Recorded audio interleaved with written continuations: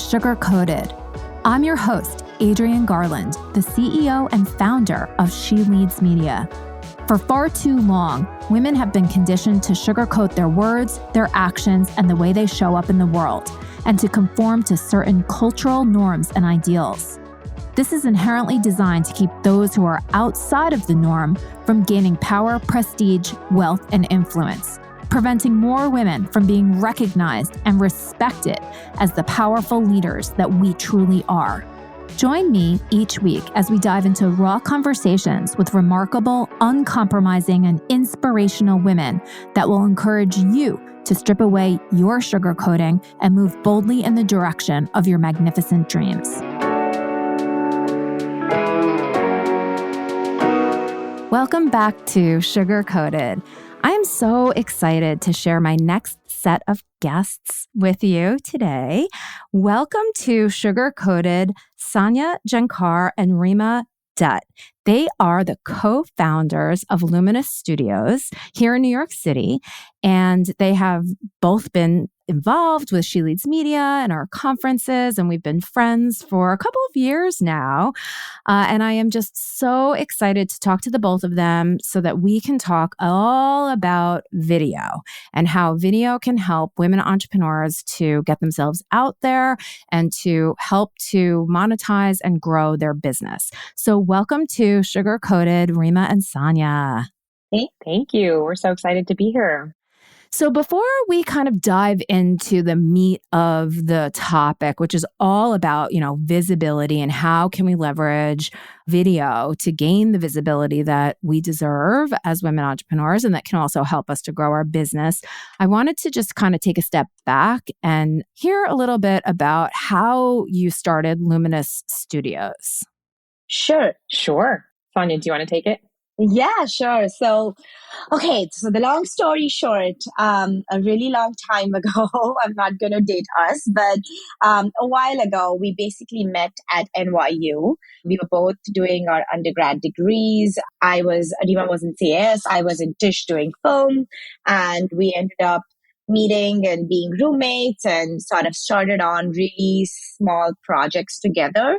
So all of my short films and little projects in school, I used to drag Reema along and I knew her hidden producing expertise and I would get her to help me out in so many different ways.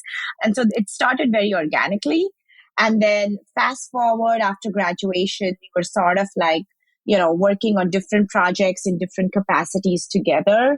And we decided to dive into our first feature film together as well, which I had written the script for and Reema was really passionate about. So we ended up producing our first feature as a producer-director duo. This was back in 2009 or 10. So fast forward all these years later, about 8 years ago, we realized there was a gap in the market right around the time when digital marketing content was becoming really strong on IG and all of these other platforms. And we ended up starting Luminous in 2014, when we wanted to see if we could bring our expertise of long-form feature film content to short-form content. So, creating cinematic-looking visual content for smaller, younger companies. At that point, we were primarily targeting crowdfunding campaigns, new, younger tech companies sort of trying to find visibility through their video work. And so we would be able to optimize on budgets and get them some really solid visual content. And that's how we started off in 2014. And then now it's sort of the company's become what it is. But yeah, that's kind of where we met and took off and as friends as well as business partners. I love that. And it's so nice that you were able to start that business together as co-founders because, first of all, just being in the creative field in general is difficult. And then starting a business on top of it, that's really challenging. So to have somebody that you trust and that you've worked with, you've done projects with, you knew that not only were the both of you friends, but that you could also work together. I think that's super important when, starting a business. Just to ask a sort of a side note question. there's always, there's always positives and challenges when running a business. Just for those folks out there who are listening and thinking like, I really want to start a business, but I don't want to do it on my own. Do you have advice? I mean, you were lucky that you were roommates, you lived together, you knew so much about one another. Reema, maybe you could talk a little bit about any advice that you might have for people that are looking to start a business together and look for a co-founder or start a business together with somebody. Yeah, for sure. I mean, that is a great question because it's definitely not, you really have to find the right person. I wouldn't just be like, hey, grab your best friend and start a business together. To Sania's point, it was very organic. And I think when we met, we were both very ambitious. We shared this ambition of just in whatever we did, we just wanted to do it really well. And we were particularly passionate about this field, entertainment and media. And I think we bonded over that ambition and that passion a lot. And with that, also, both of us had a similar sort of type A and practical personality that I think is important in a creative field because it kind of grounds you and it reminds you that the creativity and the passion is really important, but to, make something of it, you also need to be a little logistical and practical minded. So I think for us, or I think when looking for someone, try to find those overlaps that resonate and not just, because it's not just that your good friends will make great partners. I think for us, we sort of shared those things and became friends and grew in this way together, like sort of grew the business and the ideas on that same path. So I think doing those things in tandem is really important. I love that advice. Yeah. I think it's so good, and it really does help, like in the highs and the lows, to have somebody that you can turn to and that really understands what it is that you're going through, because the other one's going through the same thing. I think it's so important. And then also, like, from where you started, and I just love, like bringing that sort of cinematic approach for long form content into shorter form content for personal brands, content creators, things like that. I know your business, like other businesses, have gone through a couple of different, just evolutions or transitions. Do you still sort of take that approach, that point of view, right? We want to bring this really high quality cinematic type of experience to our clients. And who are you working with now? Sure. So yes, absolutely. I think now, honestly, now there's the whole media landscape has changed so much. It's almost starting to be the other way around, thanks to TikTok and Instagram and UGC content, which is basically like focusing so much on the user generated part of, the deal, which is that the more organic, the more natural, the kind of almost, these platforms almost don't encourage cinematic content because the audiences is now looking for authentic content that feels like it's, created by the influencer in their backyard because they really so believe in that XYZ product or the service, right? So I think it's been, we've been riding the wave now of like really great content for quite a few years on Instagram and Meta in general. And then now with TikTok and Snapchat and all of these, we've seen a transition. So now the quality of content is less so about the look, but more so about what is being said. So I think that's sort of like changing. And, many production companies like ours are changing gears with that as well. So that's one aspect of, a big thing where if a new company or a new video producer is coming in at this point, they have to absolutely be aware of and cannot shy away from it. It's here to stay, and it's definitely making an impact.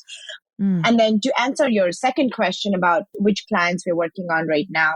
So we have sort of a wide variety of verticals we work in. So we have everything from, tech companies like Snapchat to some fashion forward product companies like H&M. Those are like two like relatively well-known clients. And then sort of like a lot of other industries in between. Tech to nonprofit. So almost sort of like all of everything that comes between those two extreme sort of poles, we've done it. I would say the one thing that we are is that we are a video company and we are all things video. So we don't do anything more. We don't do social media marketing. We don't do like strategic planning or anything of that sort.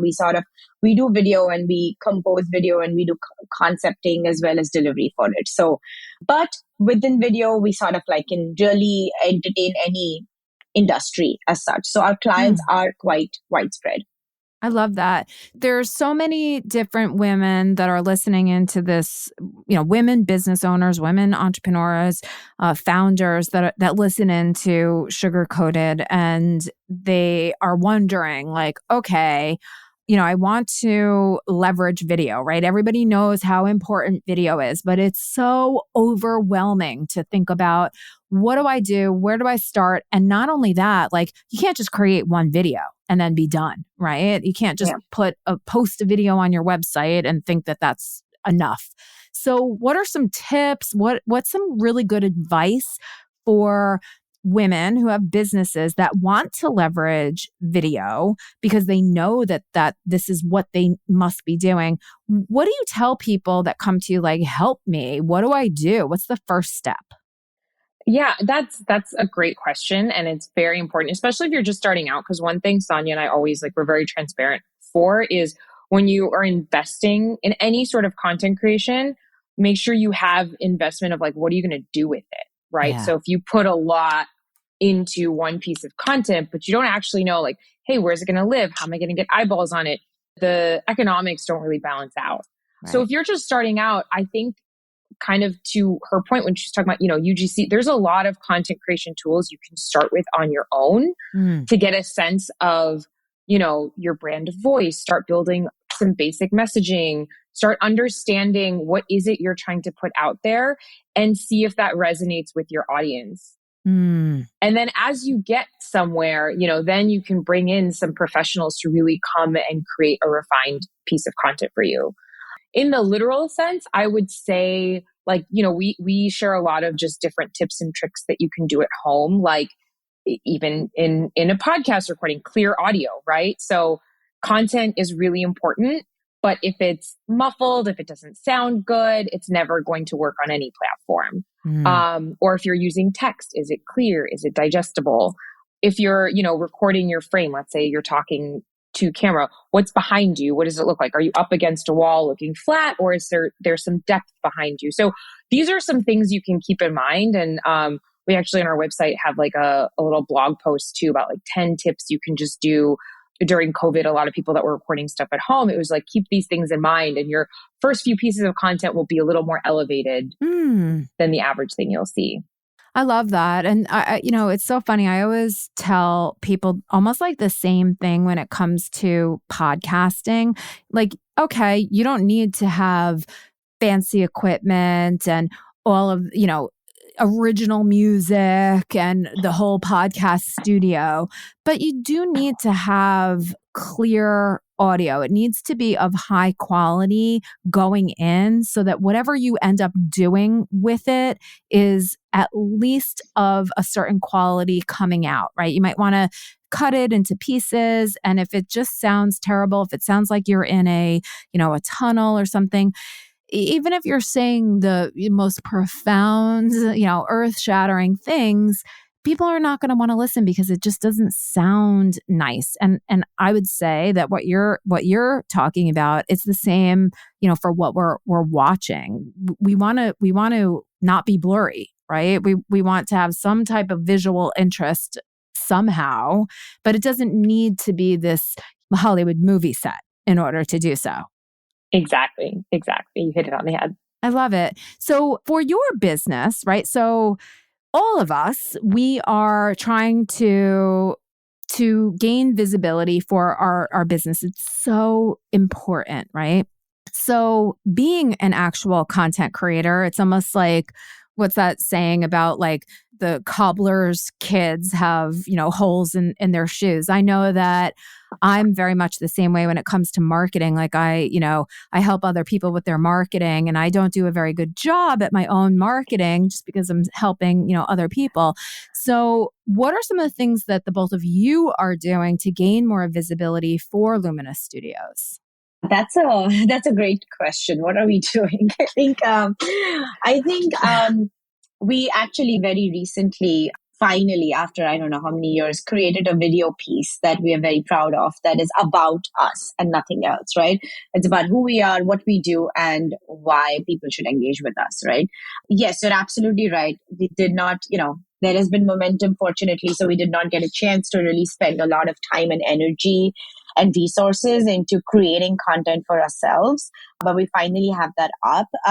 Apart from that, we do we are on social, mildly active. We are on like other platforms. We attend events and we speak at events. We sort of like, we keep in touch with a lot of people who, through our newsletters and all of these other fun things. Yeah. So we'll just continue on because I think we're having a little bit of technical issue, but that is totally cool. That's user-generated content. There you go. Here we go.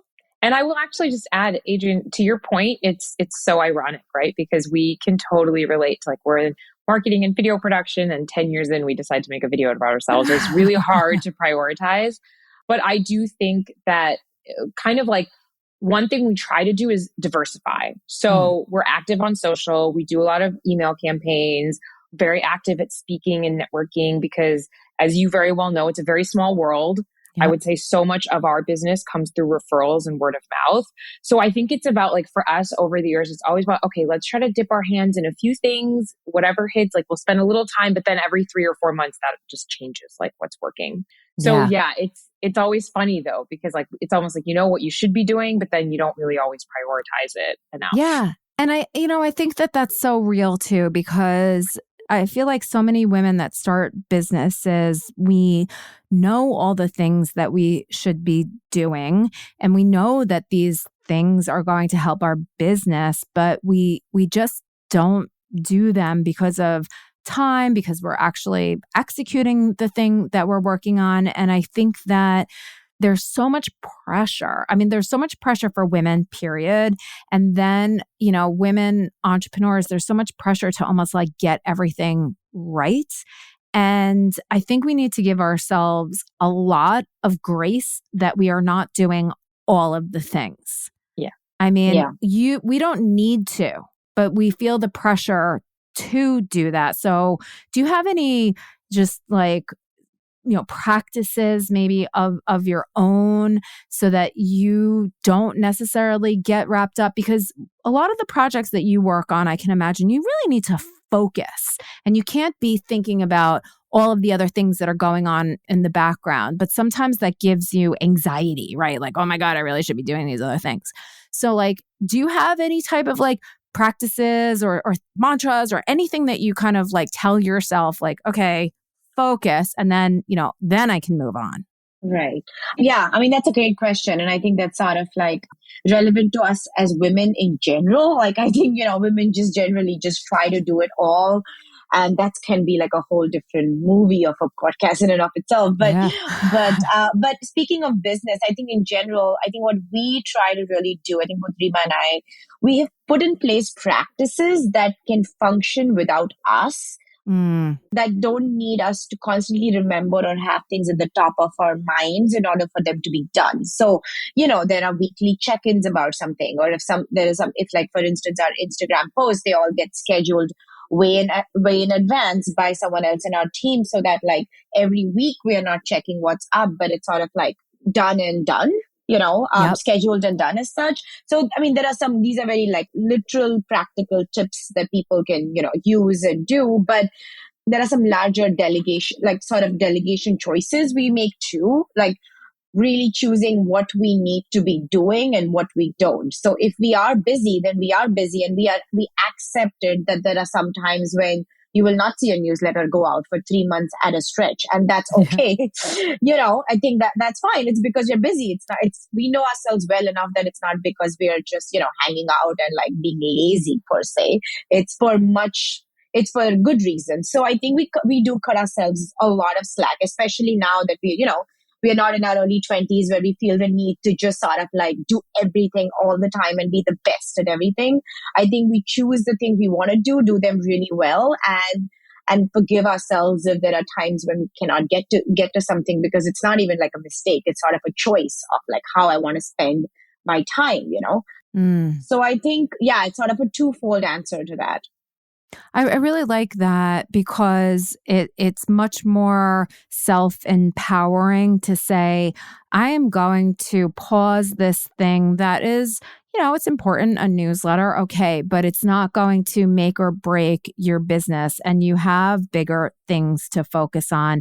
And I love how you said it too. It's, you're not just sitting around doing nothing. You are being very intentional about what it is that you're working on and making the choice to put something aside that is probably not going to harm your business in any significant way. Yeah. Oh, go ahead. Sorry, I was just going to, and I was just going to, kind of, to add to what you just said, I think for women especially, we really need to think about, it's usually hard for us to say this, but where is the money at, right? Like, what is the conversion rate for my newsletters versus, me getting a relaxed break so that next day I can be so productive on an H&M campaign I'm working on. It's sort of like, it's literally like what is translating and what is not. So what is just would be nice to have versus what is an absolute must to keep the business flowing on a regular basis. So kind of identifying those pockets can also really be very, as you said, sort of intentionally help you decide this versus this, because you all only have so many hours in the day, and we definitely shouldn't be using all of them to just work. So making those choices are like, it really helps being clear about, where the main resource for your company is coming from. So I really like how the both of you, you started out undergrad, starting the business. You're probably in your 20s. Now it's been, several years. Everybody's has a different perspective. We all have been through COVID, which has changed everything for everybody. How has not just your business evolved when it comes to the type of clients or the type of work that you do, but how have the both of you evolved as business owners, as co-founders? Is there anything that you can sort of look back on and say, I used to operate like this and that was great, but now this is how I operate? And then can you see yourself even modifying and changing that as you go into almost the next phase of your business?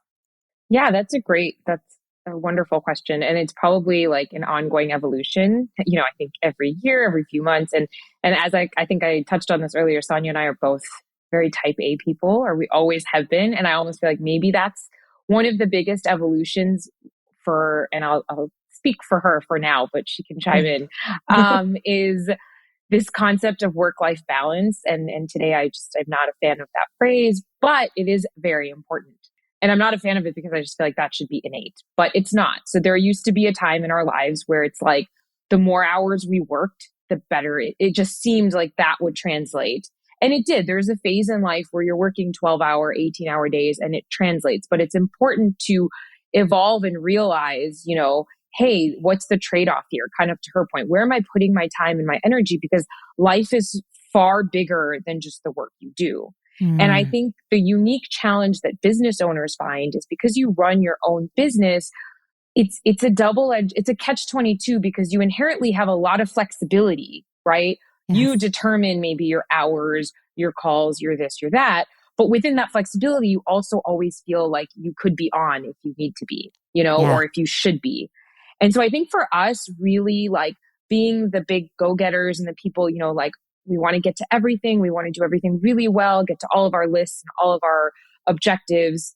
I think easing up on that and really being able to prioritize and like if we have to let something go or if we can't practically get to something, just being okay with that, I think has been a big evolution and has been very satisfying to both of us. To be like, okay, we're at a place where like, I don't have to see something and reply right away. Like if I'm on my emails and when I'm I'm ready to do that, I'll open that email and I'll address it, but I'm not going to rush to get to stuff. So I feel like it's been sort of that trajectory, but I'll let Sania chime in there too.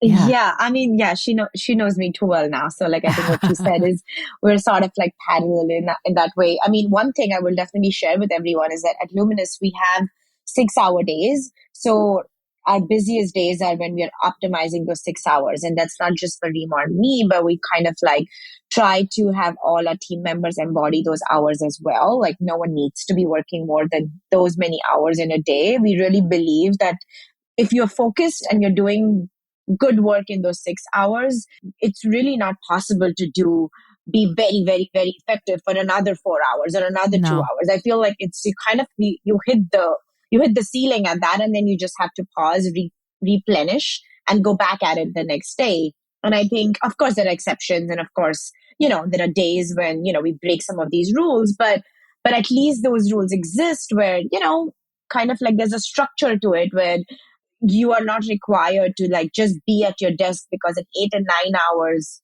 is what everyone in the world has always said you should be working on. And we always hear 40-hour weeks. And, just really we've figured that 2025 is max we can give. And we are really killing those 2025. We really don't need more. And on the back end, when things do get slow, we sort of don't even do those 6. We sort of just see what we want to do. What actually makes sense is, does it make sense to just take a break and not pretend like you're working, like not pretend like you just need to be doing something to be productive and being okay with that. So even for a lot of the new team members that join our team, it's a new experience for them, for us to be like, I sent you this note, but don't reply to me if you're not at your desk. Like don't have Slack on your phone. Don't have email on your phone. My personal phone usage has gone down tremendously in the last 2-3 years because I just do everything on the computer, because that compels me to not always be on. It only means that I'm choosing to sit somewhere with an open laptop and then work on something versus walking around in the subway thinking about something else and oops, a ping on Slack comes in and I should quickly reply because why not? I know the answer. Like that culture is now a little bit behind us, and we like it that when we are there, and when we are not there, we're not there. Oh gosh, I love this so much. I feel like this is something that all companies really need to adopt because it's so true. We are just not productive. That extra hour, 2 hours, 4 hours, it's totally diminishing returns. And, we are more productive. Not that we want to rest so that we are productive, because that also feeds into the whole culture of just us being used instead of just valuable as we are. That, as a side note, I actually talked about this on, I think it was the previous podcast that I recorded. There's this wonderful book. I wish I knew the author's name off the top of my head, but it's called Rest as Resistance. And it's all about sort of like the hustle culture and like resting just for the purpose of being productive, right? And so I love how you have infused this like humanity into the work that you do, because it's just crazy how we operate in our world. And it's such a good tip to sort of like have your work on a computer where when you're ready to focus on that you set yourself up for that focus session versus being completely distracted 24/7 by your goddamn phone. Yeah. Yes. Exactly. It's awful. My husband is a business owner, and his work is a little bit different because he installs and plans and fire alarm systems. So when there is an emergency, it truly is. So the nature of his work has tied him to his phone. And I have noticed it's getting progressively worse. Like he will put his phone down, but then, something fires in his mind. You see it, and he picks up his phone. And it's like, dude, can't you like live your life without having that thing like with you? And he really can't. And it's really unfortunate that we have gotten to that place. But it sounds like at your company, your culture is that of like, we don't need to just be on 24/7 in order to do amazing work. Yeah, exactly. For sure. I love that. I think that is so inspiring. So is there anything else that you sort of want to leave our listeners with, right? These are women entrepreneurs. These are women that are like looking to grow their business, be really efficient. Are there any like parting tips or words of wisdom that you would like to impart on the sugar-coated audience? And whatever it is, don't sugarcoat it. Awesome. I love it. I can kick off with one. Just sort of you're talking about video and that's our expertise. A lot of the younger companies who are starting to try out video or just other forms of content on social, especially if you're a product-driven company and are B2C where your consumer is your buyer as well, just get started. Don't be completely and 100% ready to do content, let's say, or do any form of outreach or video. Just get started. Just get, start doing a little bit. You'll get, the more you do it, I feel like sometimes as women especially, we want everything to be completely structured and perfect before we put it out there. But that's completely changing, especially in the content world. It's about volume almost as much as it's about the quality of that content. So, as you said earlier, Adrian, just it needs to be more frequently up there. You need to be in people's faces. You need to be doing good stuff and kind of reproducing content again and again over multiple weeks in order for people to start to then have a brand recall for whatever it is that your product is. So yeah, just start doing it, and then you'll fix things later, and just go and do a photo, a video, a UGC piece, whatever. I love it. And Reema? Yeah. I would say that remember things will keep evolving, whether it's from the business side or what you're creating. I would say even the systems and structures at Luminous, like as soon as, we'll add a new tool and it'll be amazing. And about 2 years later, we're like, oh, there's something better out that we can change. And whether it's creating more efficiency or a better workflow, or it'll contribute to something. So I think whatever it is, I remember when Sania and I, in the early days of Luminous, we were trying to be like, okay, what's our niche? Who are we targeting? Who's our clientele? Because you want to be really specific at the start, right? You don't want to say you could do everything for everyone. Right. And today we sit here and we can basically do everything for everyone. So it's really funny how that changes. So just be aware that that's just kind of how it's going to go. So as you put more and more out, you're going to keep learning and evolving, and that's just how it's supposed to go. I love it. Well, listen, thank you so much for joining me here today on the podcast and sharing about Luminous Studios, about how you both started it as co-founders, and all of the wisdom that you have imparted to me and to the sugar-coated audience. I know that I appreciate, and I love talking to you. And I don't know if the both of you, but I know at least one of you will be speaking at the She Leads conference live on December 1st. So I'm so excited to be able to showcase all of your wisdom with the with the She Leads live audience as well, live in person in New York City. So this is just so great. And I just love that we have been in touch, and that we also know so many people in common. It's just so wonderful. It's a small, beautiful world. So thank you so much for being here on Sugar Coated. Thank you, Adrian. This was amazing. This was so fun. Thanks for having us. Awesome.